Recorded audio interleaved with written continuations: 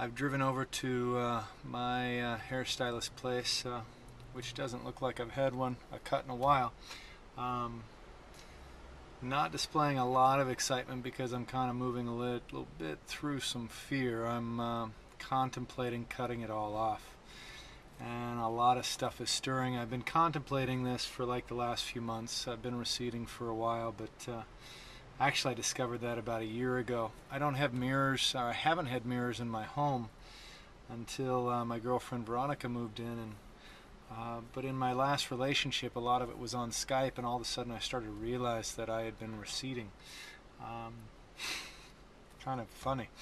But here I am, and I'm now in this place of really ready to step into this next level of my journey, and I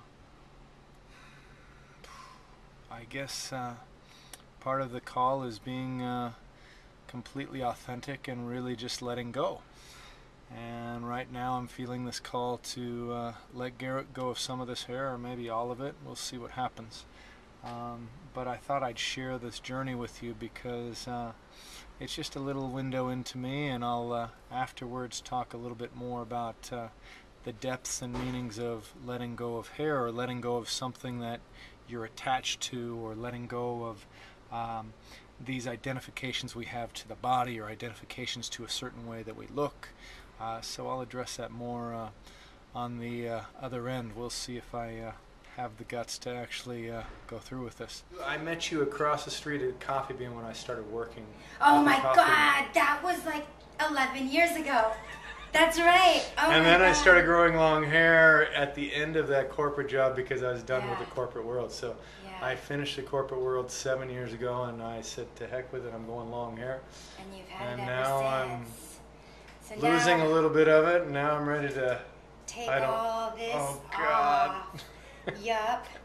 So I say I'll just take this off, but then take some clippers to just get the desired length, but then I'll go scissor over comb and manually shape it after I clip it. Let's see what it looks like after that. Yeah. Maybe it'll be shaved after that. Who knows? Yeah, well, we'll have to see how it looks. Okay. Wish me luck. Good luck. Wish me luck.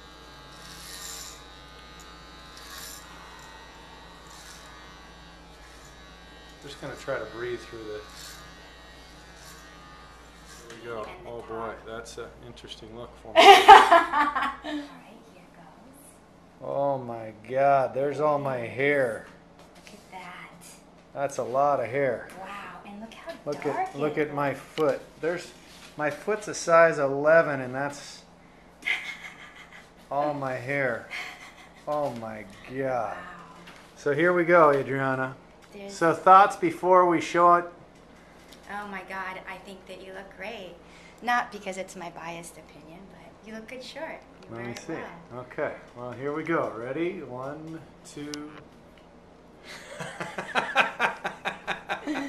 You look great. So here we are. This is short hair. I planned on maybe getting a shave, but we found that just short is going to work. Yeah. If you have any opinions, feel free to share them, but be nice. All right.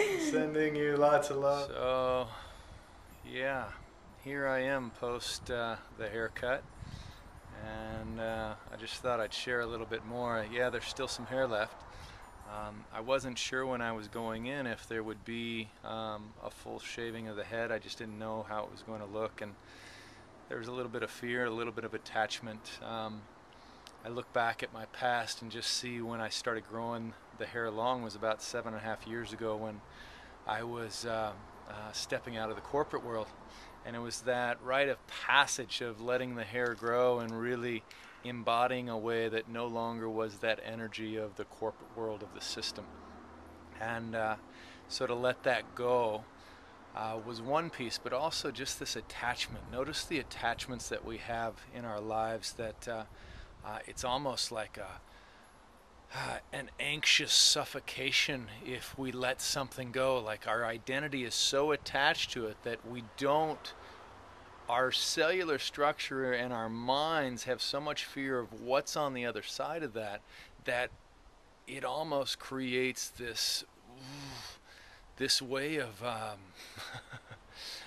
crumbling. You know, this fear of, for me, um, I've with the hair, it certainly was an attachment because it's like an identity. I'm like losing the hair on my head is just like an idea of um,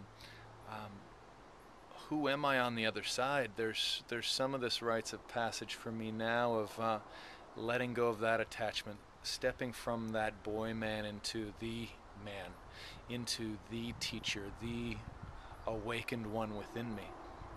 And another one of those steps, it's not whether you have hair or long hair or short hair or no hair. It's much more of letting go of the attachments of significance. For me, like the hair, the long hair meant this had this symbolism of letting go of the system, but also this energy of youth and vitality.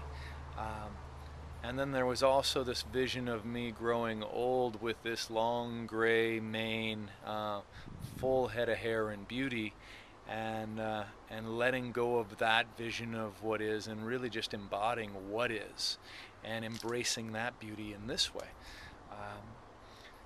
So the invitation for me has been looking in and what other things in the body and in the external world am I attached to that I'm identifying myself to or with.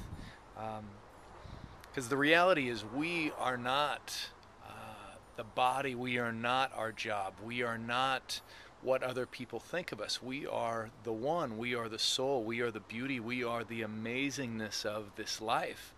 And so when we get caught in these identities of something else less than that, or something impermanent like your hair, or like your facial structure, the wrinkles in your skin, or the perfection of your skin, or a job that may be here for another week, another month, another year, or it may be gone at any time, identifying ourselves to those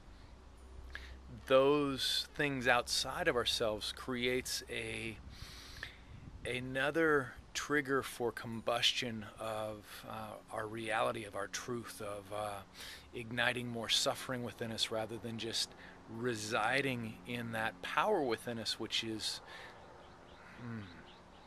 that power within us is just us. It's the soul, it's the light, it's the truth, it's the embodiment of unity awareness, that just that little flicker inside that knows that we are not separate from Source.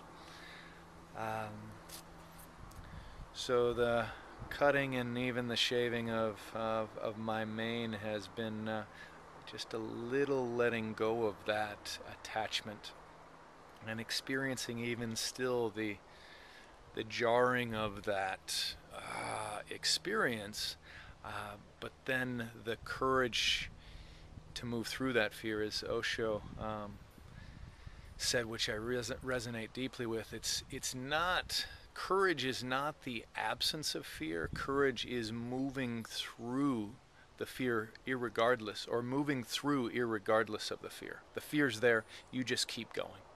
You just do it anyway. Because you know it is in service to your highest potential. And so the cutting of the hair for me was a symbolism of that highest potential of letting go, of truly embodying myself without the identity to the outside. And blessedly so, I looked in the mirror and I kind of like how it looks. And so maybe there's another letting go of just shaving it all off, so who knows. But maybe this has an influence in your life of really just embracing you, who you are, because that's the beauty, is embracing who you are, what you are, who you are, as you are, without the identities and the naggings and the desires of your mate, of your parents, of everybody outside of you wanting you to be a certain way, a little smaller, a little more comfortable, or just exactly the way that they know you. Rather than embodying that true self, they'd rather you be a little smaller, a little less of who you truly are, because then it's easier for them. And the invitation is for you, for me, for all of us, is to live and embody the truest state within ourselves. And to heck with all of the voices in our head and the voices outside of ourselves that are trying to keep us down, either through the social arenas of the job, or the billboards, or all these convincings outside of ourselves to remain less than. This is an invitation to step in and love yourself for who you are, with or without hair, with or without wrinkles, with or without the perfect model body that's on a billboard, because that's not real anyway. Love yourself for you. That is my path, and I'm inviting you on board. Much love from here. Namaste.